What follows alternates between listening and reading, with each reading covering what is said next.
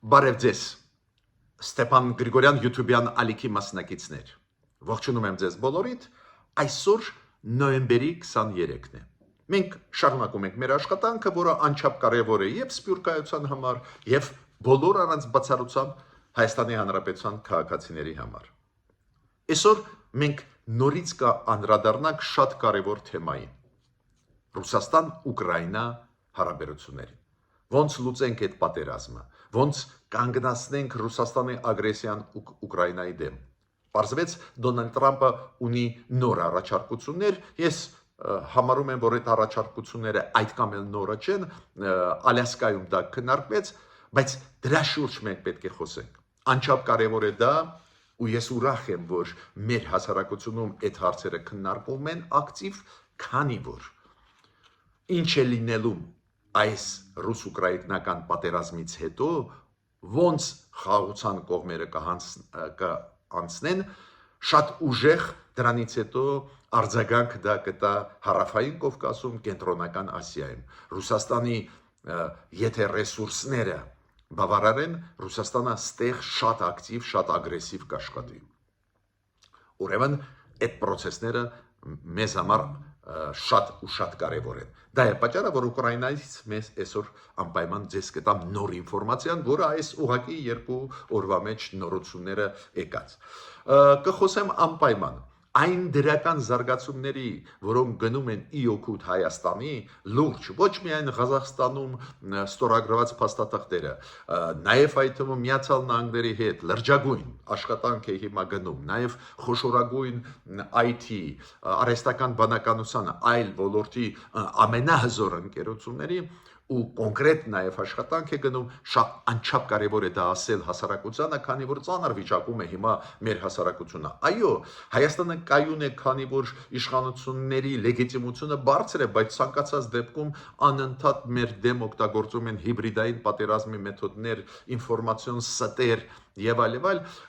ու պարզ է ծանր վիճակում է հասարակությունը, մտորումների մեջ է, ու մենք պարտավոր ենք փորձագետներս այն ինչ մենք գիտենք դրականն էլ անպայման ասենք իշխանություններին, ու անպայման ես ուզում եմ անդրադառնալ ռուս լրագրող աստեղ Ալեքսեյ Վենեդիկտովը, ճիշտ ասած զարմացած եմ, այդ ինչ մեծ աղմուկ է իր հետ կապված, մինչդեռ իմ կարծիքով հիմա ինքը շատ ակտիվ դիրքում չի, պարզ չի, ասում են ինքը ինոագենտ է, բայց իր ասածը բավական կարևոր էր հենց Պուտինի համար, մեկ-երկու մեսիջ ինքը ուղարկեց, որը շատ ու շատ վտանգավոր մեզ համար մեսիջ է, բայց այս իր առանցումը ինձ շատ զարմացրեց, ու անպայման այս մեսիջներից մեկի շատ վտանգավոր իր կողմից ուղարկված մեր հասարակությանը ես պետք է ասեմ, Ռուսաստանը այո շարունակում է հիբրիդային պատերազմ վարել մեր դեմ, ու դա պետք է մենք իմանանք։ Հիմա սկսում եմ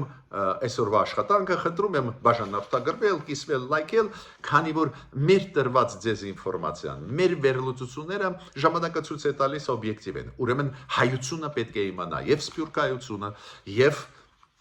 Հայաստանի Հանրապետության քաղաքացիները պետք է իմանան այդ ճշմարտությունը, որը մենք ձեզ ներկայացնում ենք։ Մեր տվյալները ստուգված, վերստուգված են։ Դոնալդ Տրամփ, դուք գիտեք, 3-4 օրը մենք խոսացինք, Դոնալդ Տրամպը նոր առաջարկությունով հանդես եկավ։ Ինքը ասեց, որ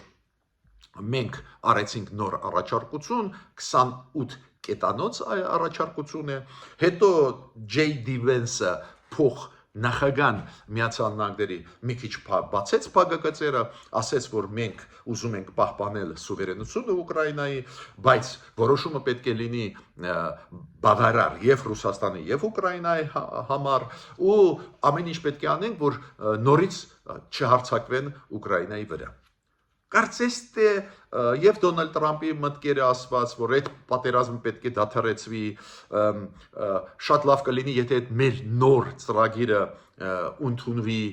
Ուկրաինայի կողմից։ Ավելի Դոնալդ Տրամպը ասեց, Զելենսկին ոնց կարա մերժել, ինչ տարբերակ ինքը ունի, հողեր զիջում է,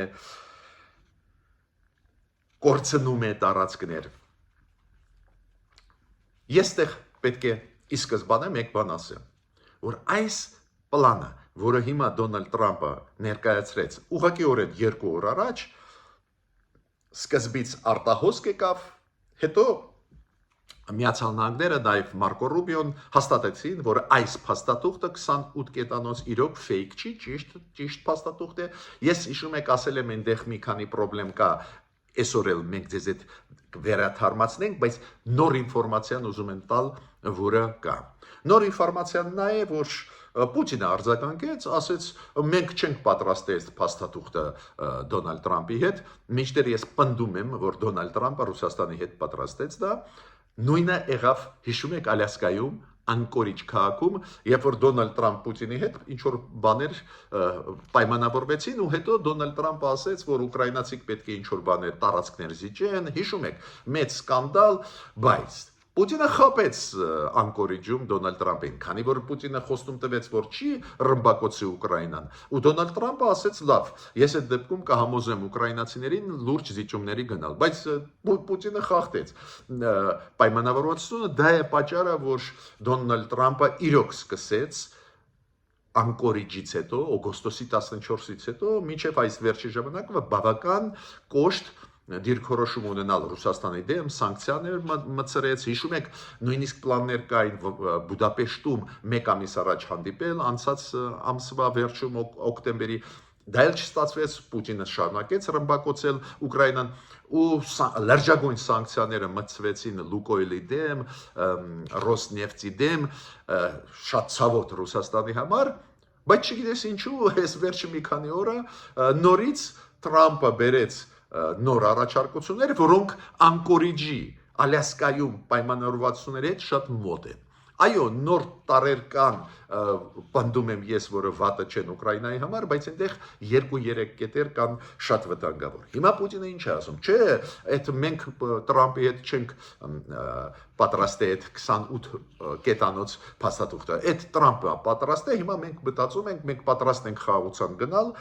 Կասկածում եմ, որ նույնիսկ այս փաստաթուղթը, որը վատը չի Ռուսաստանի համար ու համարում եմ նույնիսկ կապիտուլյացիա Ուկրաինայի փորձագետները, ես չեմ կիսում այդ կարծիքը, այդ փաստաթղթում պրո-ուկրաինական կետեր կան, բայց 3-4 կետեր շատ վտանգավոր են Ուկրաինայի համար, դա է պատճառը, որ կարծես թե Պուտինը պետք է համաձայնվի, բայց նորից ես կասկածում եմ, որ կհամաձայնվի, բայց Պուտինը ասում է, ես կհամաձայնվեմ, ես հասկանում եմ ինչու, որ մերժողը լինի Զելենսկին։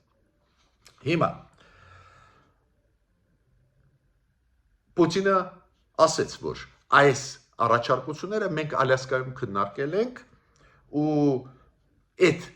առաջարկությունները հիմա բերված, վերամշակված, մենք կարող ենք դիտել որպես հիմք այդ խաղաղության բանակցությունների համար։ Զելենսկին պարզ է, փաստաթուղթը ունի լուրջ վտանգներ Ուկրաինայի համար, ասեմ այն 3 գլխավոր կետերը, որոնք մտահոգություն կամ երկուսը մտահոգություն են առաջացնում ոչ միայն Ուկրաինայի մոտ, նաև Եվրոպայի մոտ։ Առաջի կետը, որ բանակը Ուկրաինայի պետք է կրճատվի, հասցվի 600,000-ի, մարդիկ ասում են, բայց ով ասեց, որ նորից 3-րդ, 4-րդ անգամ Ռուսաստանը չի հարձակվի։ Ինչի պետք է Ուկրաինան բանակը կրճատի, մինչդեռ Ռուսաստանը հարձակվեց Ուկրաինայի վրա, ու շատ ճիշտ են ասում, այդ կետը իրոք շատ պրոբլեմատիկ է Ուկրաինայի համար, ու մյուս կետը, որ Ղրիմը եւ Դոնբասի մեջ մտնում է Դոնեցկի եւ Լուգանսկի մարզերը, այդ Ղրիմը ու այդ երկու մարզերը Դոնալդ Տրամպը ասում է դե յուրե ոչ, բայց դե ֆակտո Ռուսաստանին է անցնում, այս փուլում անցնում է Ռուսաստանին։ Ну, փաստորեն տալիս են Ռուսաստանին Ղրիմը եւ Դոնեցկի Լուգանսկի մարզը։ Ավելին, այնտեղ Դոնեցկի Լուգանսկի մարզում կան հատվածներ, որ Ուկրաինայի զորքեր են կանգնած, պետք է դուրս բերեն։ Այդ էլ տարօրինակ է։ Ռուսաստանը հարձակվեց Ուկրաինայի վրա, ու Ուկրաինան էլ այնտեղ, որտեղ որ իր հայրենիքը կարողացավ պաշտպանել, այնտեղից զորք դուրս բերի, այդ պարզ է, դա շատ վտանգավոր է Ուկրաինայի համար։ Այո, Ուկրաինան էլ ստանում է օրինակ մեկ բան, որ Զապարոժիա Խերսոնում այդ երկու մարզերում ոնց զորքերը հիմա կանգնած են, շարված են այդ բաժանարար գիծը այդ դրանով կգնա, ինչը ուզում էր Ուկրաինան։ Ուրեմն կան տարեր Ուկրաինայի համար, բայց այս երկու վտանգավոր տարեր կրճատումը բանակի Ուկրաինայի ու ռեալ ճանաչումը Ղրիմը եւ Դոնբասը որպես անբաժանելի մաս Ռուսաստանի դե յուրե ոչ, բայց դե ֆակտո դա պարզ է խնդրահարույց է։ Ու ես պետք է ասեմ, որ ի պատիվ Զելենսկին շատ ճիշտ ճկուն արձագանքեց։ Ինքը չասեց, որ չենք ընդունում դա կրկնությունն է Ալյասկայի։ Ոչ, ինքը ասեց, մենք շնորհակալ ենք Դոնալդ Տրամփին, որ ինքը ուզում է, որ խաղաղություն հաստատվի, բայց այդ փաստաթղթերը մենք պետք է ուսումնասիրենք ու արձագանքենք, եւ Եվրոպայի գործընկերների հետ պետք է նստենք, քննարկենք, ինչ է դա նշանակում, որ կետն է, ինչն է։ Ավելին, Ուկրաինայի բանակը հայտարարեց, որ այն, որ Ռուսաստանը ասում է, որ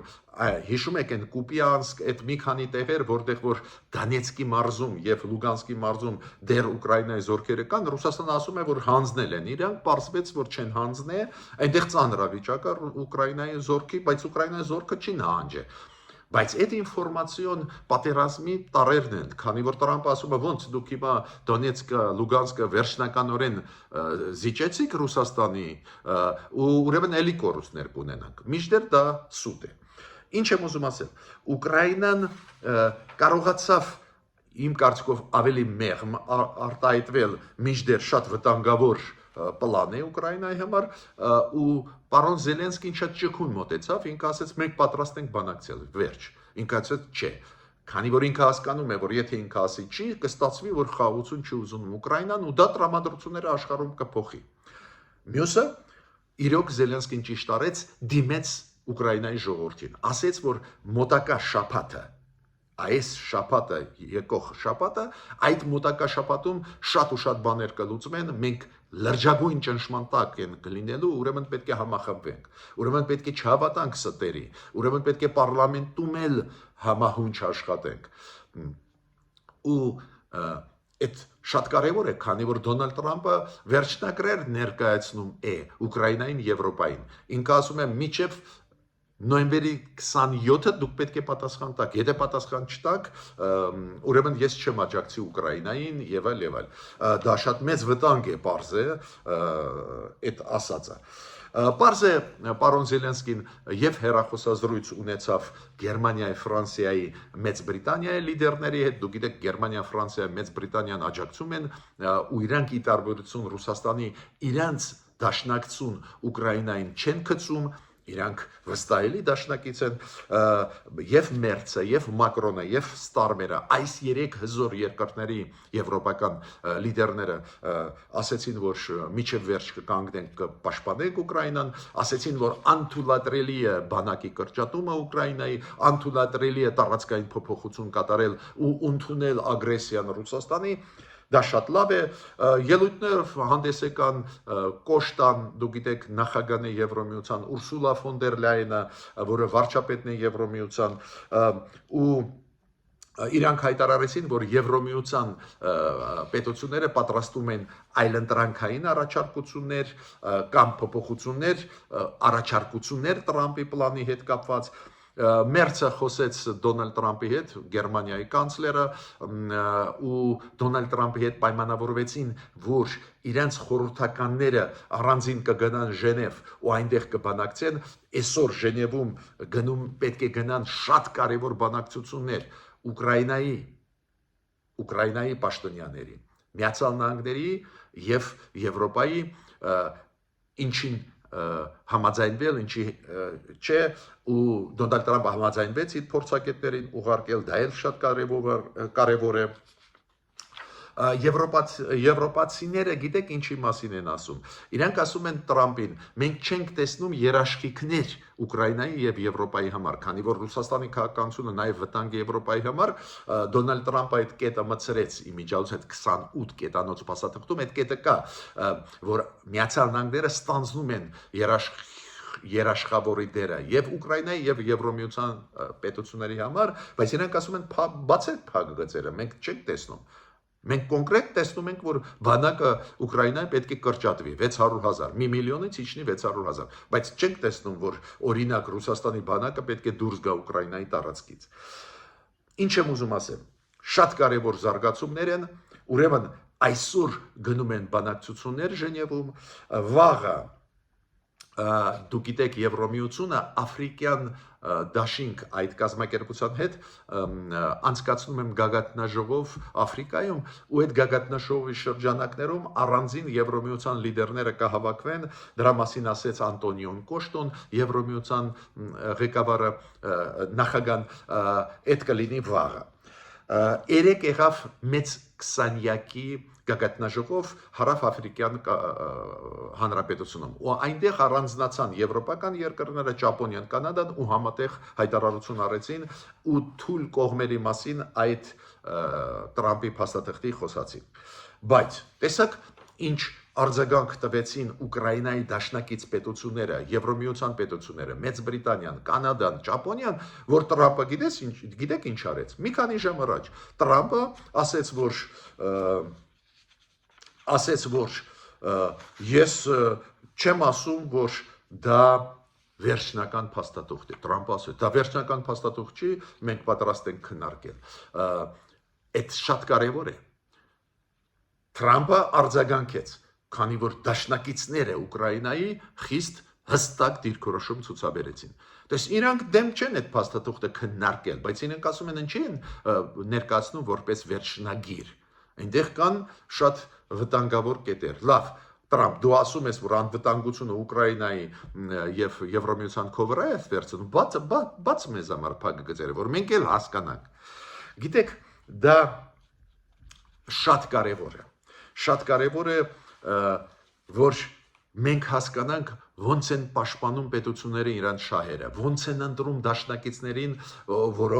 որոնք վստահելի դաշնակիցներ են, այլ ոչ թե ճանապարհին գցում են քեզ, ոնց արեց Ռուսաստանը Հայաստանի նկատմամբ։ Ուրեմն հետևենք զարգացումներին կապված Ուկրաինայի հետ։ Այնտեղ շատ բաներ են լուծվում, ու Ռուսաստանը ազատելով ռեսուրսները կտեղափոխի Հարավային Կովկաս, Կենտրոնական Ասիա, Ռուսաստանը շատ է մտահոգված, որ այս ռեգիոններում լուրջ process-ներ են գնում ու Ռուսաստանը կորցնում է այդ ռեգիոնները, դա է պատճառը, որ հիբրիդային պատերազմ ակտիվ օգտագործում է եւ Հայաստանի դեմ, նաեւ այդ թվում, ու պետք է պատրաստ լինենք, ու զարգացումները Ուկրաինայում շատ բան կհուշեն մեզ։ Հիմա ես անցնում եմ շատ կարևոր մասի, որը անչափ կարևոր է մեր հասարակության համար, ամբողջ հասարակության համար։ Ինչ դրական տենդենսներ կան, ինչ դրական բաներ արվում են, քանի որ ծանր վիճակում է հասարակությունը։ Հիմա ռեալ սկսվեց նախընտրական արշավ, ընտրությունները կես տարուց հետո են, 7 ամսից հետո են, բայց ընտրաշավը սկսվեց, բոլորը քննադատում են իշխանություններին, բոլորը իրանց կուսակցական շահերից ելնելով կամ փորձագետները մոտ կանգնած կուսակցությունների խիստ քննադատում են, պարզը պետք է քննադատես, եթե ուզում ես իշխանության գալ, բայց խոճապի մեջ է հասարակությունը։ Հասարակությունը ասում է, այս ինչ է կատարվում, սփյուռքայությունը պատկերացնում եմ ինչ ծանր վիճակում է։ Մինչդեռ շատ ու շատ բաներ արվում են Հայաստանի կողմից, Հայաստանի հասարակության կողմից, դրական քայլեր, զարգացումներ կան, ու այդ դրականը ես պարտավոր եմ ասել, օրինակ չգնահատել Նիկոլ Փաշինյանի պետական այցելությունը Ղազախստան, դա շատ մեծ սխալ է, իրոք լուրջ այցելություն էր, տասնյակ ու տասնյակ փաստաթղթեր ստորագրեցին Ղազախստանի դերը, հիմա Կենտրոնական Ասիայում կենտրոնական է, բոլորը գիտեն, ու այդ երկրի հետ չաշխատել ակտիվ ու չօգտագործել պոտենցիալը շատ զարմանալի կլինի։ Այդ որ Ղազախստանից ծորենը մտավ Ադրբեջան, Ադրբեջանի տարածքով Վրաստան ու շատ արագ հասավ Հայաստան, նաև Ղազախստանի ղեկավարի պարոն Տոկաևի ջանքերով էր, չէ՞, այդ ոչ միայն բարի կամք Ադրբեջանի կողմից։ Ուրեմն Ղազախստանի հետ Կենտրոնական Ասիայի պետք է աշխատենք, բայց էլի կա շատ կարևոր գործոն, ինչի պետք է Կենտրոնական Ասիական երկրների հետ ինչքան կարելի արագ մեր խորացնենք հարաբերությունները։ Բոլորի հետ էլ 5 երկրների հետ կարող են գտնել ոլորտներ, որտեղ մենք օգտակար ենք իրենց համար, իրանք մեզ համար։ Թրամփ ծրագիրը փրկում է մեր սուվերենությունը, պահպանում է մեր սուվերենությունը հարավին, մեր հարավում։ Ում համար է դա գաղտնիք։ Այդ ճանապարհները, որ ամերիկացիների հետ մենք վերականգնենք, կառուցենք երկաթգծային մեղրիով, ավտոմոբիլային ավելի հյուսիսով, ինչ կանենք ամերիկացիների հետ գազամուղ, ինչ էլ անենք մենք մեր հարավում, կուժեղացնի մեր սուվերենությունը։ Բայց ամերիկացիք այդ ծրագրին նայում են լայն, ոչ միայն որ Նախիջևանից մտնեն Ադրբեջան կամ մենք Օրդուբադից մտնենք Երազ։ Ամերիկացիք լայն են նայում այս ծրագրին, որ Կենտրոնական Ասիայից, այլ երկրներից, Կենտրոնական Ասիայով, Ադրբեջանով, Հայաստանով, Թուրքիայով ապրանքները գնան Եվրոպա։ Իրանք մեծ կոնտեքստով են նայում, ուստեղ Կենտրոնական Ասիայի հետ համագործակցությունը մենք չպետք է թույլ տանք, որ ամբողջությամբ իր վերա վերցնի Ադրբեջանը, նաև մեր մասը պետք է լինի իրանց հետ աշխատանքի։ Ուրեմն ողջունում եմ եւ այս այցելությունը եւ պարզ է շատ հաճելի էր ինձ համար իմանալ, որ Մեսրոպ Մաշտոցի անվան փողոց բացվեց Աստանայում, մայրաքաղաքում Ղազախստանի։ Հիմա Նաև ես պետք է ասեմ, որ շատ կարևոր ակտիվ աշխատանք է գնում ամերիկացիների հետ, դուք տեսնում եք ամեն օր գալիս են պատվիրակություններ Միացյալ Նահանգներից Հայաստան, ամեն օր այդ պատվիրակությունները բանակցություններ են վարում տարբեր ոլորտներում, քանի որ մենք հիշում ենք Վաշինգտոնում ոչ միայն Ադրբեջանի հետ նախաստորագրեցին խաղաղության պայմանագիրը, նաև 3 մեմորանդումներ ստորագրեցինք ամերիկացիների հետ բարձր տեխնոլոգիայի հետ կապված, արհեստական բանականության հետ կապված, տարածաշրջանային այդ շրջափակման հետ կապված, այդ ծրագրերը հիմա իրար հետևից տարբեր ընկերությունների հետ մերոնք մշակում են։ Մի մասի հետ սկսեցինք աշխատել, բայց հիմա նոր թափով այդ աշխատանքը գնում է այն Apple-ի մասին հայտնի այդ արհեստական բանականության ընկերության հետ կես միլիարդանոց որ ծրագիր ենք անում, հիմա 1.5 միլիարդ հաստրեցին այս վերջի բանակցությունների համաձայն արհեստական բանականության, բարձր տեխնոլոգիաների հետ, Apple-ի հետ, Google-ի հետ, հիմա լրջագույն աշխատանք է գնում ու պետք է անցնել կոնկրետ ռեալիզացիայի ու այդ փուլը գնում է, բայց ինչն է նաև ստեղ շատ կարևոր։ Վահագն Կոստանյանը փոխարտգործնախարարը ասեց շատ կարևոր միտք, որ ինքը ասեց, որ մենք նաև մեր ամերիկացի գործընկերների հետ երբ որ աշխատում ենք, միշտ ուշադրություն դարձնում ենք, որ տարածաշրջանում կա նաև Վրաստան, ոչ միայն Ադրբեջանի, Հայաստանի հետ, տարածաշրջանային կոնտեքստում պետք է ամերիկացիք աշխատեն նաև Վրաստանի հետ։ Թողնենք հիմա մարդու իրավունքների ոլորտի հարցերը, դուք գիտեք, այնտեղ կան խնդիրներ Միացյալ Նահանգներ, Վրաստան, Եվրոմիություն, Վրաստան, ոչ, տարածաշրջանային, ու դա շատ կարևոր միտք է։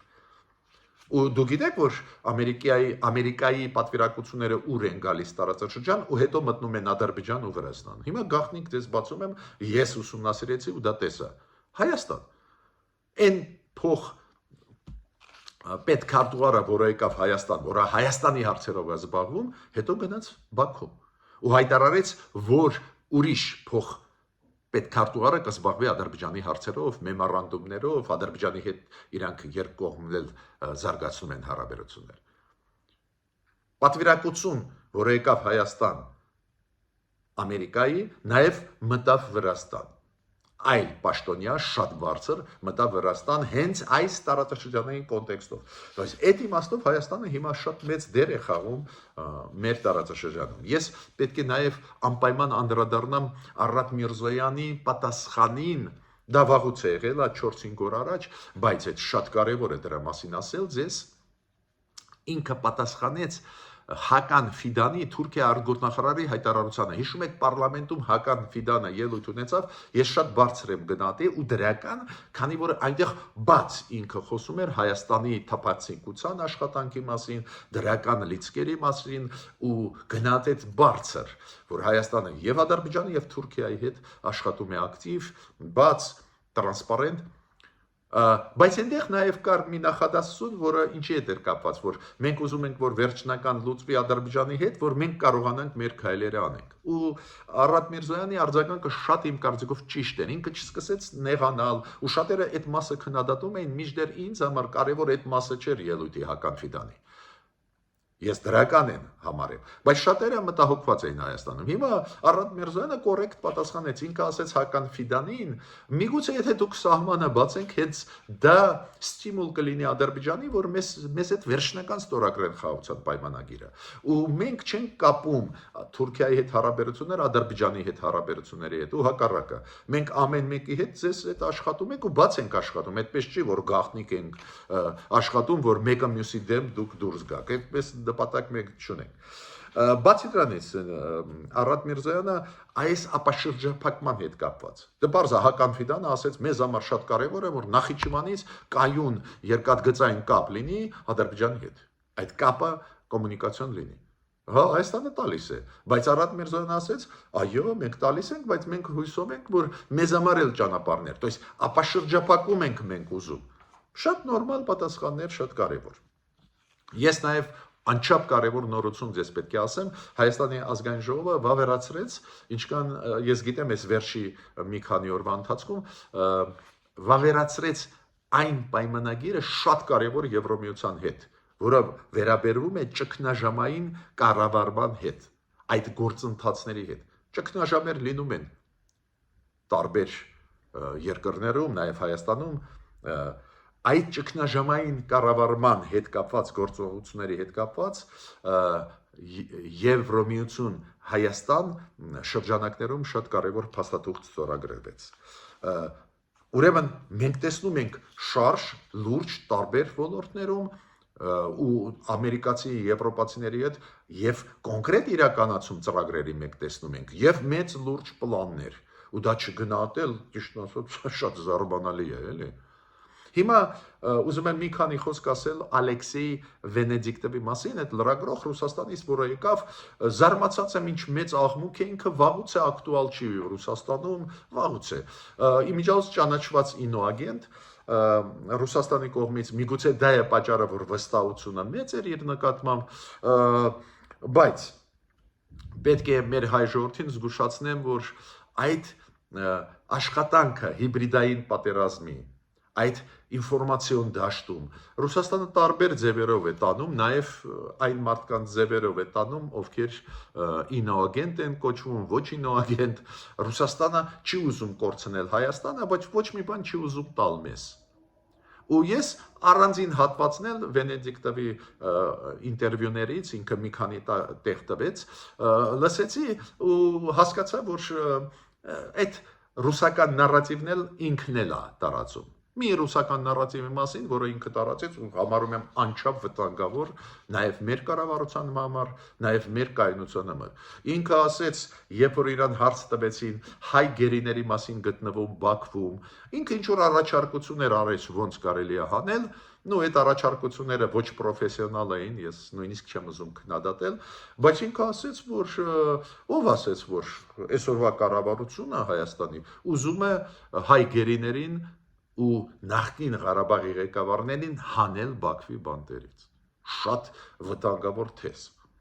Իմիջիայլոց ձեզ ասեմ, ու ես դրա մասին ուղղակի գիտեմ, որ բավական հաճախ մեր պաշտոնյաները կոնտակտ ունենալով տարբեր առիթներով ադրբեջանցիների, պաշտոնյաների հետ, պարլամենտի անդամների հետ մերոն բարձրացնում են այդ հարցը։ Բայց հիմա Վենեդիկտովը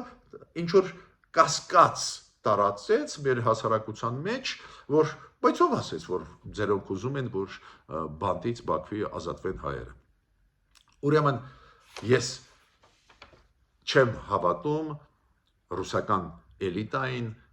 լրագրող կլինի, քաղաքական գործիչ, Ռուսաստանի քաղաքականությունը մեր նկատմամբ ցավով պետք է ասեմ, շատ ու շատ թշնամական է։ Պետք է իմանանք դա, որ կարողանանք այս տարբեր ինֆորմացիոն արտախոսքերը հասկանանք ու պաշտպանենք մեր երկրի կայունությունը։ Ես ավարտեցի իմ ելույթը, մինչ նոր հանդիպումներ։